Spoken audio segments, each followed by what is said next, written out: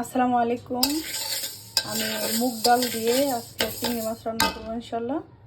দেখেন আমার ডালগুলো ভাজতে গিয়ে একটু পুড়ে গেছে। আমি চুলায় দিয়ে ওইদিকে চলে গেছিলাম, এর জন্য একটু হালকা কয়েকটা পুড়ে গেছে আর কি।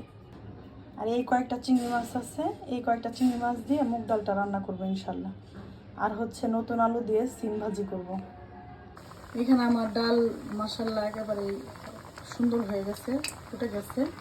আর এই কড়াইতে হচ্ছে একটু সরিষার তেল, 3টা শুকনো মরিচ দিলাম, আর এখানে একটু রসুন কুচি আর 2টা পেঁয়াজ, চিংড়ি মাছ, আর ওই যে ওইখানে একটু পাঁচফোড়ন।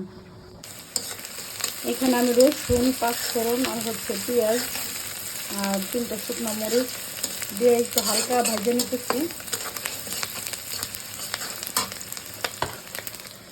এখন এই চিংড়ি মাছগুলো দিয়ে দেবো।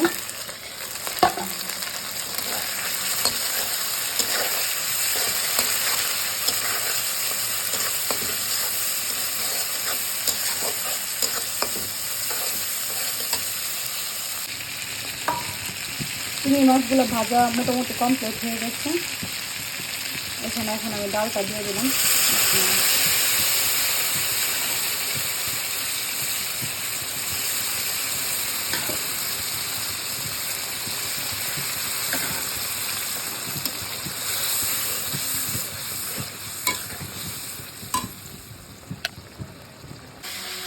আলহামদুলিল্লাহ, এই চিংড়ি মুগ ডালটা হয়ে গেছে। আমার ধনেপাতা শেষ হয়ে গেছে, এর জন্য ধনেপাতা দিতে পারলাম না। ধনেপাতা দিলে আরও অনেক বেশি মজা লাগতো। আর এখানে হচ্ছে সিম ভাজি, সিম আর নতুন আলু, একটু পেঁয়াজ কাটা দিচ্ছি, আবার আস্তে যে পেঁয়াজগুলো মানে পেঁয়াজও দিচ্ছি, আবার হচ্ছে পেঁয়াজ পাতাও দিচ্ছি।